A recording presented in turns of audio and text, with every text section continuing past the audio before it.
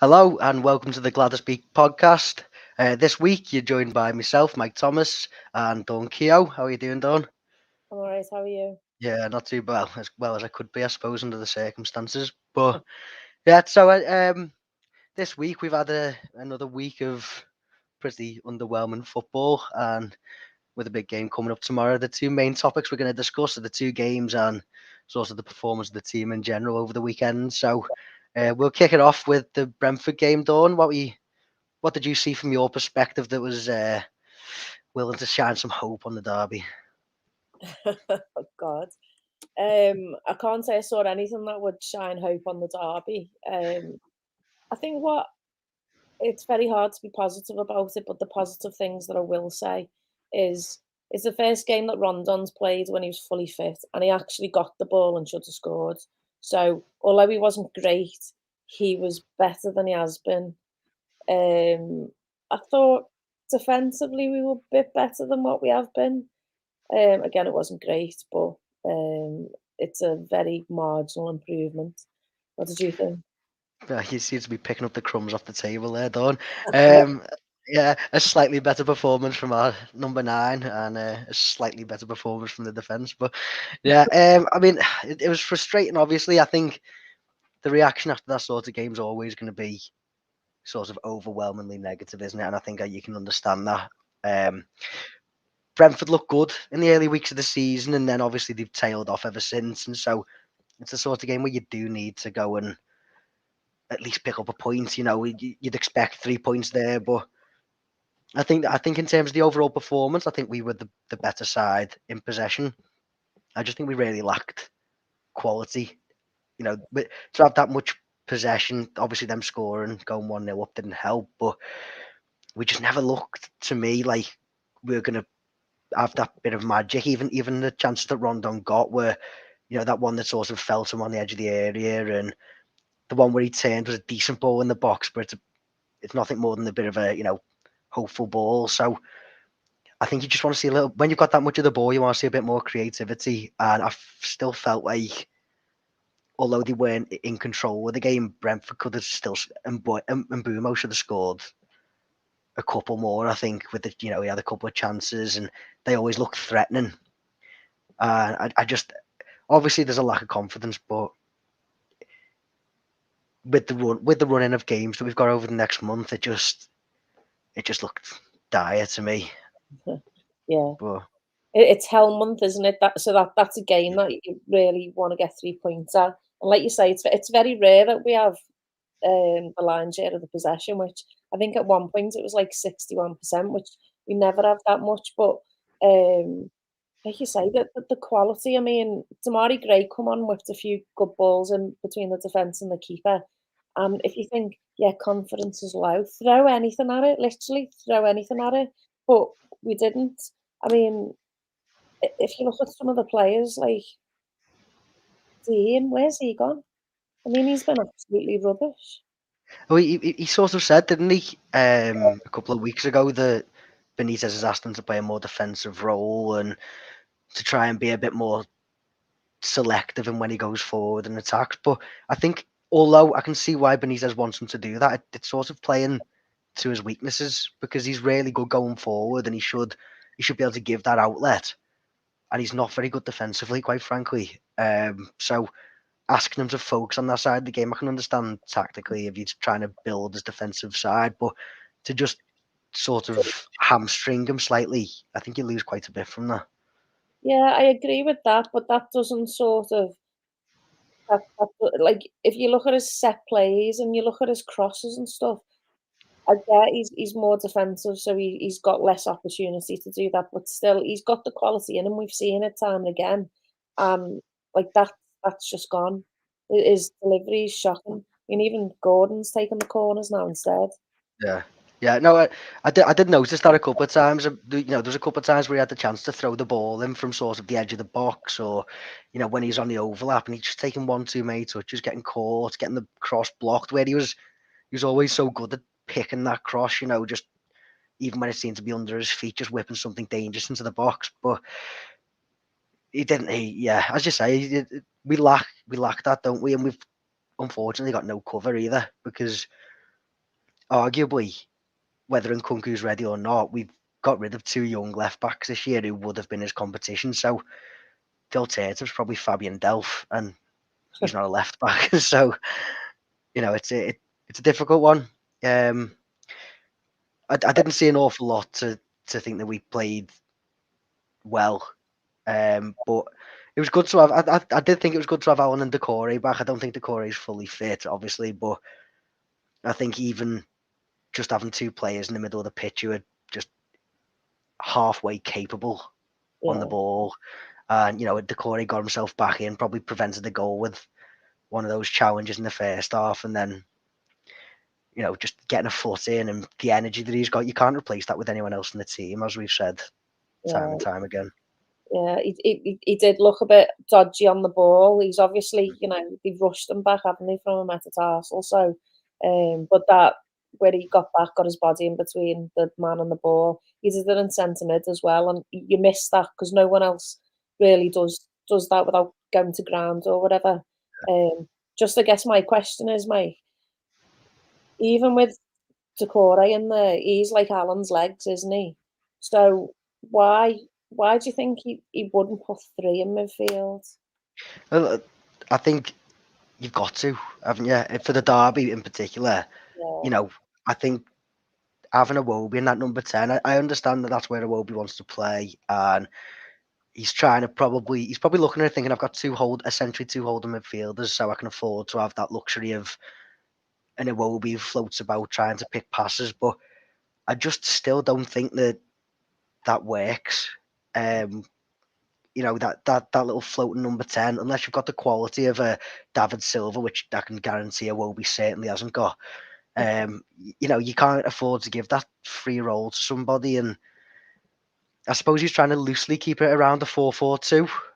You'd probably say that might be Richarlison's role when Calvert-Lewin comes back, but you you're fitting square pegs into round holes. Essentially, just play a solid midfield and give those 3 further up a little bit more license, and the fullbacks license to overlap. Probably, it's what we're more used to, and it's what we're more suited to. It feels to me a little bit like Benitez has got a system that he wants to play, and he'll play it regardless of the personnel that are available.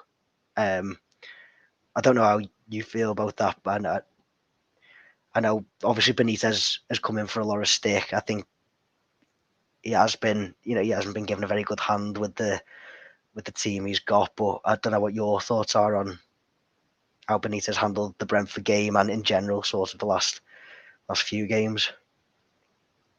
um, I mean, what he said about the fans will be happy with the work rate and stuff like that. He just creates a rod for his own back. It's like, did you hear them? Did you hear everyone like shouting and booing, fingers all over the place? Do you know what I mean?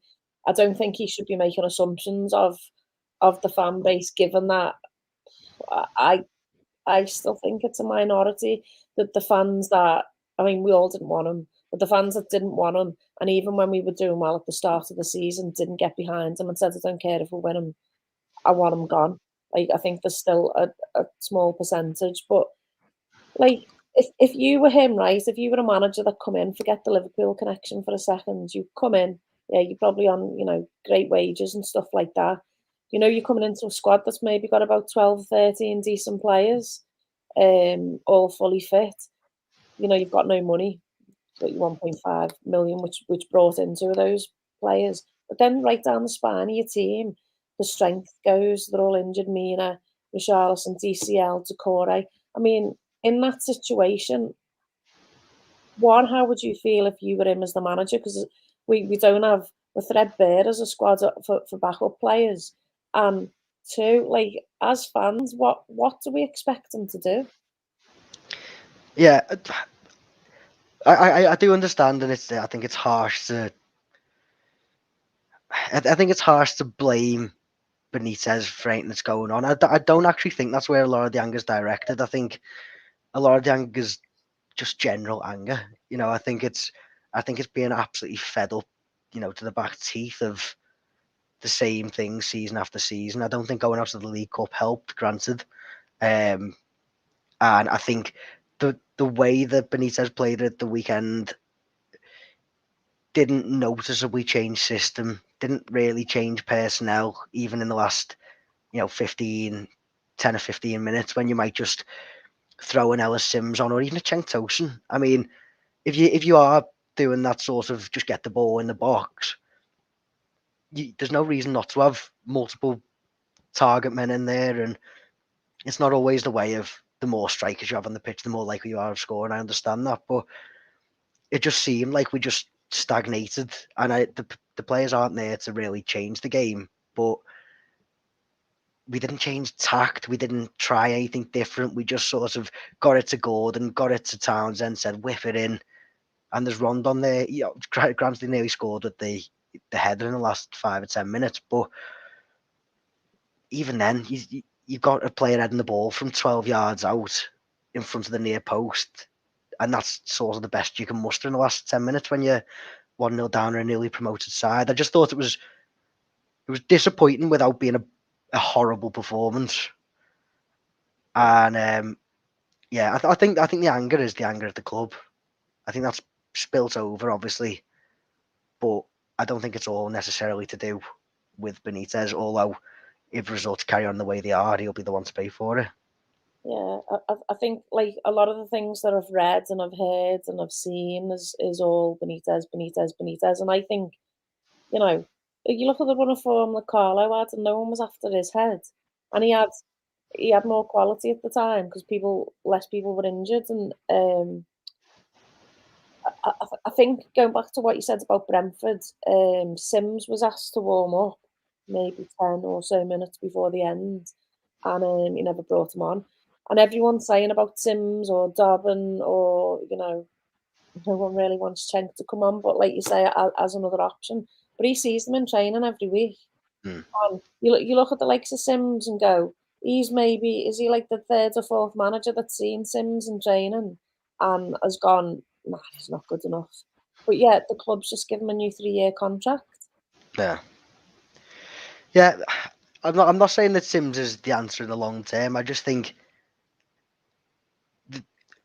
I personally, if Sims had to come on and been awful, you can say that's why he's not getting a game. And 10 minutes to go at Brentford, when you're looking for a goal, Sims is a goal scorer at the end of the day. How many players have you seen who aren't really great footballers but will score a goal? Maybe the Charlie Austins, and I know Danny Ings has sort of proved himself, but he falls into that similar category of someone who just knows where to be at that time. And you don't have to be a great football player to go and just know to be, on the edge of the 6-yard box when someone's drilling in a cross. And as you mentioned, there was a couple of times when Damari Gray was, whipping balls in just behind the back, like just in front of the defensive line, and Rondon stood on the penalty spot waiting for a sort of a little lofted ball into the box. It's the difference between just having a genuine poacher, like goal scorer, and having someone who just thinks he's got a role in the team to go and win some headers and be a target man. And I think obviously the fans' reaction probably wouldn't have changed had you have brought Sims on, but I just think it shows that level of understanding, but just the appreciation that you've got to go and try and get something from this game rather than just this is all I can do. It feels like he's making a rob for his own back and saying, these are the players I've got, what do you want me to do with it? When the players he's got realistically are better than the position we're in. You shouldn't be losing to Watford. You probably shouldn't be losing to Brentford even with that side.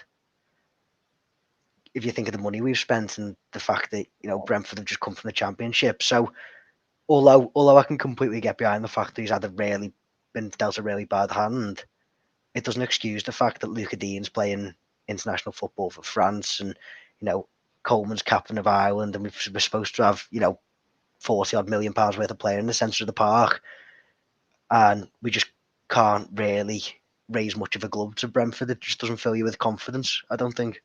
Yeah, I think for me it always starts at the back, and I know like I haven't been on the podcast for a while, and last time I was on, I've had a good old moan about Godfrey. I actually thought he was a bit better on Sunday, but defensively he has been this season and the back end of last season an absolute liability.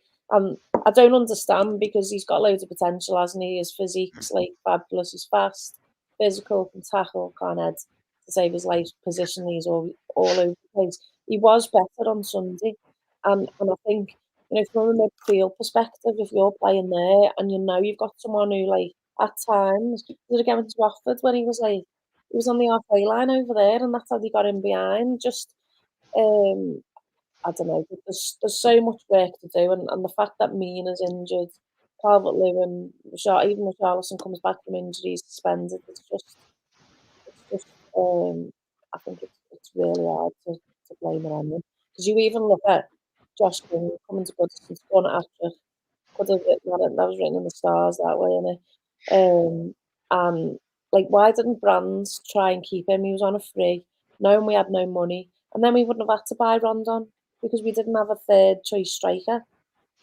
I think that's the frustration of it as well, isn't it? That you saw, obviously, Josh King sort of epitomised how the fans perceive the club to have been run over the last 5 years. Probably it just seems rash and structureless, essentially, because what you've essentially done there is you've swapped Josh King for Rondon. It's a free transfer. You've probably paid a sign-on fee. You'd pay Josh King a sign-on fee as well, but it's night and day in terms of the ability they've got, and I just think it's just those simple decisions. It's everything from that all the way up to the signings of like Alex Iwobi and players like that, where it just looks rudderless. And now we've just managed to trap ourselves in that situation where we've got to essentially sell to buy, and it just looks like a long way out, doesn't it? I don't want to be too doom and gloom about it, but there's no quick fix for it. Whereas in the past we've had money. Now, although the money's probably still there, you can't spend it, so you've got to wait for the players like Cenk Tosun to run out of contract, and Delph and Iwobi. How many of those players that we've spent 500 million on would we get a fee for? Richarlison and Calvert-Lewin, I'd say. Yeah. And so, what football club can survive being run like that? You look at Leicester. Leicester go and sign 4 players in the summer, and all of them look like world beaters. Yuri Tielemans is probably £100 million player now. Sangare looks a good player. Harvey Barnes, James Maddison, all of them you get big fees for if they went somewhere else in the Prem. And we sign their head scout and managed to sign the biggest load of donkeys you've ever seen. So, you see, I think, but when you look at it, he did sign some donkeys. He's got a list here. There are actually some good ones. You look at Garner Gay, and we got him for what, 7 million, 7.5 million. We sold him. Did he go for about 20 to a Champions League side? He's knocking on. Was he 29, 30 when we sold him? Yeah. Definitely one of my favourite players that's been at the club in the last 5 years. And if you think during that time when Steve Walsh come in, we had Koeman who was buying the likes of Klassen. We'd had Mashiri buying Gylfi. And Tosun, probably. And Kenwright buying Rooney, all for the number 10 position. So we burned the money. And not Brands, Walsh, I don't know if he would have been good or not, but what's Brands done? I know, like, there's some players that we bought in that a bit better, but he said the other day that all through the club we should be playing the same style of football. And why is he saying it now after that many years? I mean, there's no connection between the under-23s and the first team, because David Unsworth runs that with players to win that league. Who cares about that league? We should be producing players like, City got Phil Foden, Arsenal have got Saka and Smith Rowe. We've got Gordon, who's nowhere near in the class of them. He's only young, he's got potential, he might get better. But we've got no one else because we give contracts to, like, Pennington, who's about 50 and has only just left the club. And Sims, that no manager has thought was good enough, and we just give him a new 3-year deal. But Brands oversees all of that. Yeah, you can definitely see. I think you can definitely see more of a strategy this season. But I do agree completely that where's that been in the past? I think the biggest concern for me at the minute is obviously you look at the Thierry Small situation last season. Lewis Dobbins getting very, very close to being in a similar situation this year, whereby his contract runs out in June, and it seems to have been no movement since the summer. And then there's also a player playing in the French Liga, Mohamed Ali Cho, who left a year ago from our academy and is now like one of the most hotly tipped 17-year-olds in Ligue 1. And I think it's the retention of those players with high ceilings that is the problem. It's not necessarily we're not getting them through the door and we're not signing them at a young age, but it's retaining them to an age where you can actually play. That's never been a problem before for us. So where's the disconnect? Why are these players going to Southampton and wherever Dobbin might end up at? Maybe Dortmund are knocking on his door and he thinks that's a better option for him. But if we haven't got the players there in the first team, just make the club tailored towards bringing through better players, because that's the only way you're going to do it at this point. We haven't got the money to go and sign world beaters, so just go and sign really good young players and base the team around that. Yeah, but definitely that there should be young players that are good enough to fill the gap or whatever. But there doesn't seem a connection between like the 23s through Unsworth and the manager of the first team. I don't know your thoughts on this, but like a few people have said it, and I agree. And this is probably under Ken Wright's reign. It's a bit like jobs for the boys. If you played for Everton in the past, then you're given a coaching job for life. Jose Baxter come in and he go to prison or something like that. He's come in and now got a job as a coach. Based on what? If we want to raise the bar and we want to be better, start at the first team. Okay, we've got Benitez. So under 23s, we need someone better than Unsworth. We need to get rid of Ferguson. We need to get rid of all the ex-players that are just jobs for the boys. And if we want to be the best, we need to recruit the best, surely. Yeah, no, I completely agree. I do feel like for a lot. Well, the problem for me is I don't know at any level from the board downwards who's in control of any situation. Does the man because as you mentioned before, the managers sign players, the owners sign players, brands' jobs to sign players. We sort of brought brands in to buy young kids, then got an academy ban. Now we can sign players again. We've got people all over the place with roles for loan deals, and it feels like we've tried to do the right thing, just in the most slapdash approach possible. We haven't sat down, looked at a structure, and then recruited for that structure. We've just found people who need a job, as you said, and then said, "Looks like there's a role here for you." And apparently Leighton Baines has been doing well in whatever role he was given. And obviously, I'd always love Leighton Baines. I mean, Leighton Baines is one of my favourite Everton players. Do you know what I mean? I love the fact he's got a role, but at the same time, when you're just creating these jobs for people, I'm surprised Tim Cahill hasn't got a job as our assistant manager with Duncan Ferguson at the moment, because I'm sure he's done it. I think he's done his coaching badges, hasn't he? So it's just it does probably need some sort of purge of that mentality, and whether that's with Bill Kenwright or whether that's something deeper rooted with just the foundations of the club and the this people's club thing. It's all well and good when you've got familiarity with the people in charge, but when it's not going well, it just shows, doesn't it? The quality of the people at the club can't be up to standard with the rest of the league, essentially. Yeah, I mean, if you go like Jose Baxter and Baines and Ferguson and Unsworth, if they're the best that you can get, great, because there is the connection from the past. But if we're just giving jobs for boys, then we're never going to get higher than where we are now. Yeah. And I think Denise Baxendale's done loads of stuff in different ways, particularly through COVID and stuff like that. And she did great with the community stuff. But ultimately, we're a football team.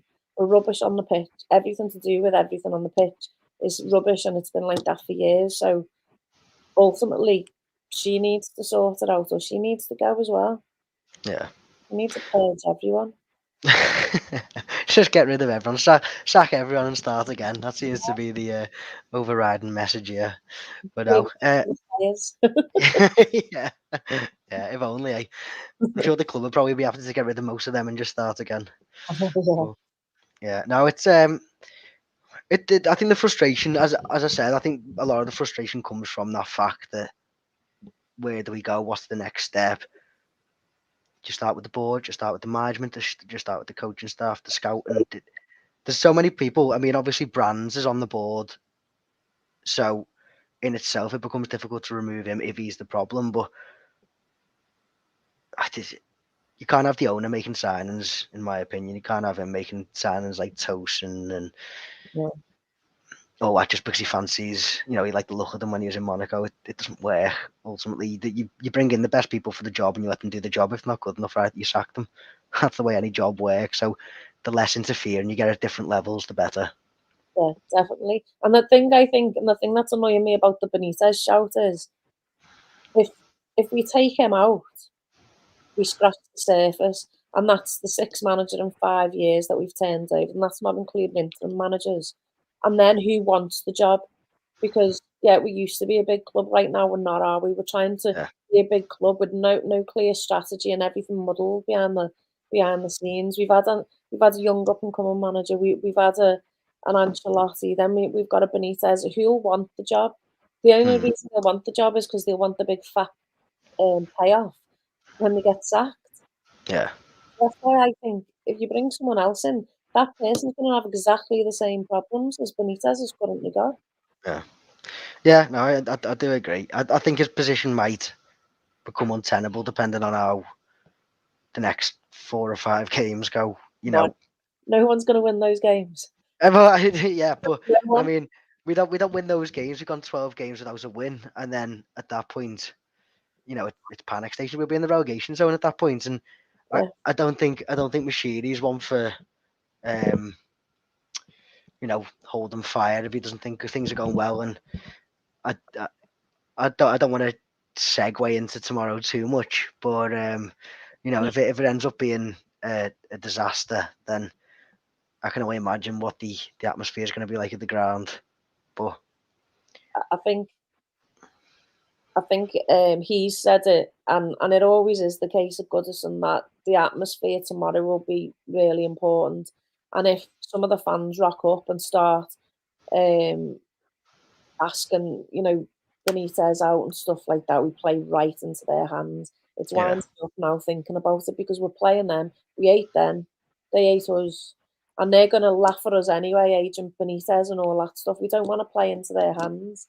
Um, I think based on who we've got available, our only strategy should be a bit like Joe Royal. If it moves, you tackle it. yeah, yeah. Like, Well, that's the only chance we've got, isn't it? It's probably the worst we've been going into a derby since definitely on form, possibly not personnel wise, but the early 2000s is the last time I can remember us being this comprehensively, sort of beaten before kickoff. I mean, I was speaking to my mate today, he's a Liverpool fan. He said he's never been so confident about a derby win, and I've never been so confident about a derby defeat, to be honest. So I can't even argue with him. But obviously, we've won with worse teams, and we'll hopefully lose with better teams one day. But it's it just seems like such a gulf between the two at the minute, and that probably plays into the fact, that probably plays into the frustration largely because there's been times over the last 10 years where we've been very closely matched and probably at the better side. So to see them where they are is obviously equally as jarring as seeing us where we are. But yeah. I mean, so do you want to give any sort of preview for the derby? Well, Or just I was just going to ask you. You mentioned that this is since the early 2000s. This is the first time that we've gone into a derby with you thinking we're definitely going to lose or whatever, and our squad being so far off. So what squad was that? Can you remember? And what happened in the derby? well, I mean, the season after we finished fourth, that's probably the lowest we've been in the table, wasn't it? Since I mean, that was a relegation fighting season, wasn't it? That 2005-06 season. So I'm sure I wasn't confident then. But you're thinking back to the sort of early 2000s, like Radzinski days and things like that. I mean, it was they didn't generally go well, so it's not a memory that I tend to hold dear. But it's that's the sort of feeling that I've got personally. We lose against Liverpool, we could easily be 16th, I imagine, come next week. So it's not. It's not ideal. The quality of players there definitely to go and compete as much as we have in previous years. It's just when you look at those players the other day, the lack of confidence, understandably, is as much of a factor as the actual quality of the players that we've got.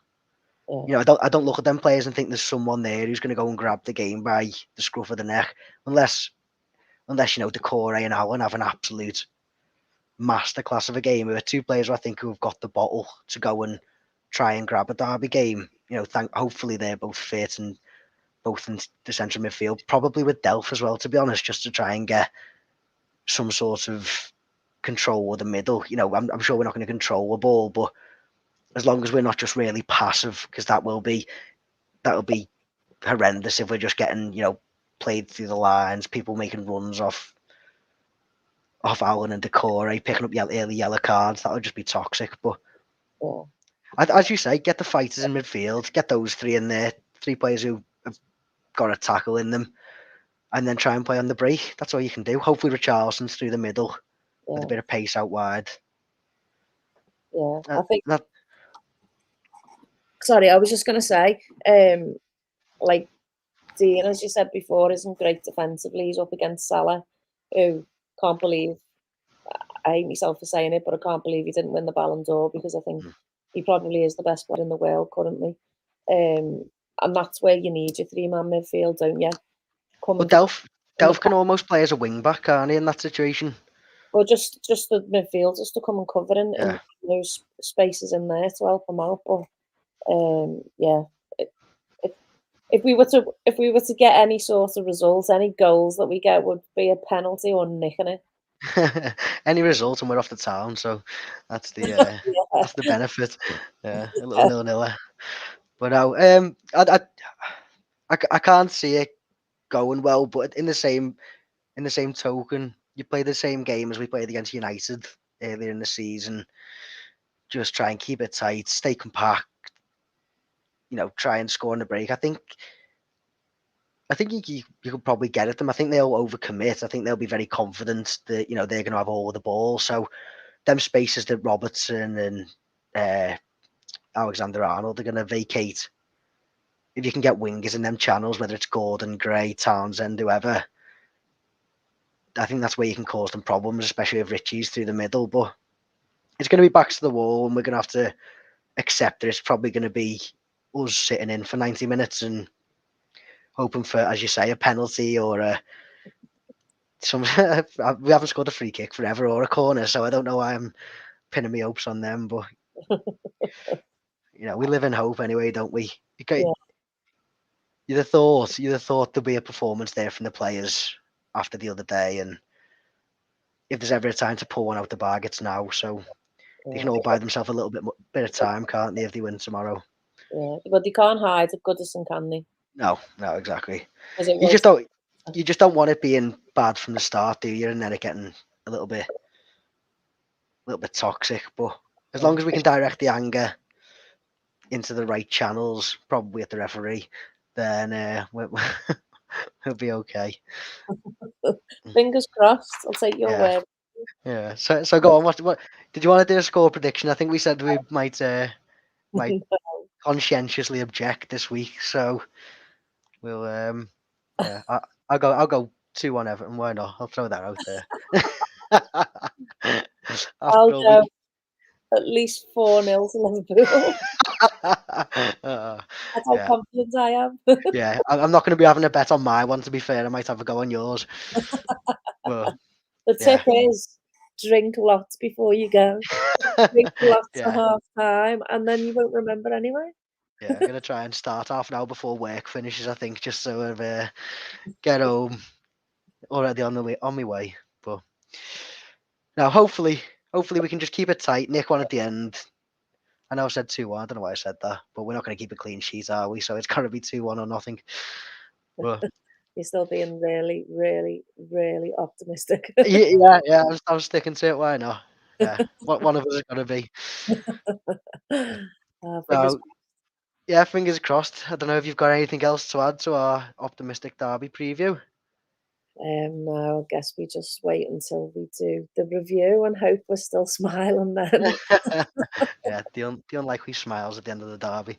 Yeah. Uh, but yeah, right. So thank you everyone for watching. I've been Mike and Dawn's been Dawn. So we'll see you next week on the GWLADYS podcast. Thanks for joining. See ya.